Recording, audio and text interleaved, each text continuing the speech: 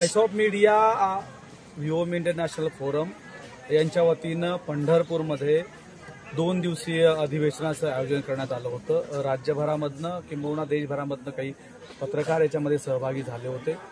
आम्हाला अपेक्षित 4-4.5 हजार लोकांचा क्राऊड इथं होता, पण पंढरपूरमध्ये तशी व्यवस्था नव्हती।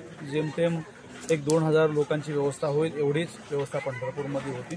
ती व्यवस्था या ठिकाणी झाली। खूप चांगला कार्यक्रम अखीव रेखीव जो अपेक्षित धरला होता त्याच्यापेक्षा खूप छान अधिवेशन या ठिकाणी पार पडलं। मला असं वाटतं की हे अधिवेशन मागच्या सगळ्या अधिवेशनाला कळस चढवणारं होतं। विशेषतः इस्कॉनच्या मदतीनं आणि माझी अत्यंत उत्तम आणि जबरदस्त काम करणारी पंढरपूरची सोलापूरची व्हॉइस ऑफ मीडियाची टीम, तिथले सगळे पदाधिकारी यांनी उत्तमरित्या काम पार पाडलेलं आहे। म्हणजे माझ्यासारखा माणूस किंवा राज्यभरामधला येणारा माणूस यांचं श्रेय याच्यामध्ये 0 आहे। जे काही केलेलं आहे पंढरपूर, सोलापूर आणि इस्कॉनच्या टीमनं केलेलं आहे। म्हणजे सोलापूरच्या अध्यक्षापासून ते पंढरपूरच्या अध्यक्षापर्यंत सगळे लोक याच्यामध्ये आलेले आहेत। प्रचंड रिस्पॉन्स या अधिवेशनाला मिळाला। मोठ्या स्वरूपाचे गेस्ट इथं आली होती। मी प्रत्येक गेस्टचं नाव घेत नाही, पण 51 लोकांना या ठिकाणी निमंत्रित करण्यात आलं होतं। मोस्टली बऱ्यापैकी सगळे आले। नेहमीप्रमाणे राजकीय लोकांना आम्ही सातत्याने टाळत असतो। यावेळेसही 1-2-3 जणांना बोलवलं होतं, पण त्यांनाही निवडणुकीमुळे येता आलं नाही। पण राज्यपाल महोदय राजस्थानचे सन्माननीय हरिभाऊ बागडे साहेब या ठिकाणी आले आणि खूप छान त्यांनी मार्गदर्शन केलं सगळ्यांचे। म्हणजे आवटे सरांपासून ते कांबळे सरांपर्यंत, चांडक सरांपासून ते विशाल पाटलापर्यंत, आंबेकरापर्यंत सगळ्यांनी खूप छान पद्धतीनं गाईड्स केलेलं आहे। मला असं वाटतं की आता काय हवं आहे पत्रकारांना आणि ते कशा पद्धतीने दिलं पाहिजे याचं एक उत्तर व्हॉइस ऑफ मीडियाचं हे अधिवेशन होतं। 56 देशांचा हा प्रवास या संघटनेचा आहे। 5 लाख सदस्य, आता 5 लाखापर्यंत आपण मजल मारतोय। ही मजल दरमजल सुरू होणार आहे, पण हे काम एका संदीप काळेचं नाहीये। हे अधिवेशन कशासाठी घेतलं होतं तर इथून अनेक संदीप काळे निर्माण व्हावेत, त्यांनी पुढे येऊन काम करावं असा जोरकस आणि जबरदस्त उद्देश या अधिवेशनामागे होता।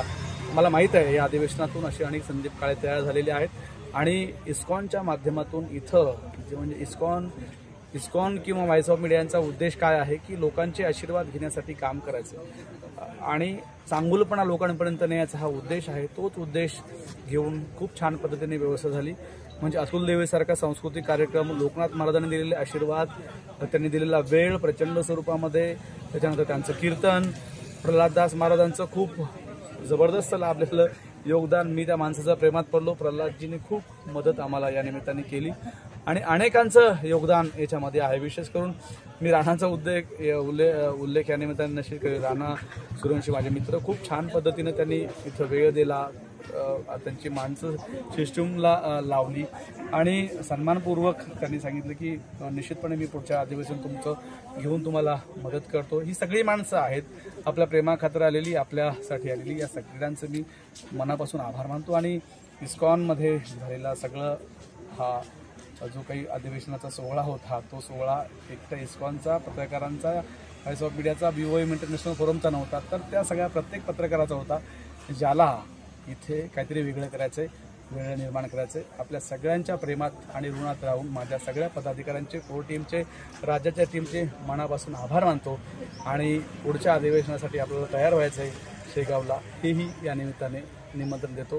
धन्यवाद। अशाच महत्त्वाच्या घडामोडी जाणून घेण्यासाठी आमच्या चॅनेलला फॉलो करून सबस्क्राईब करा व बेल आयकॉन दाबायला विसरू नका। धन्यवाद।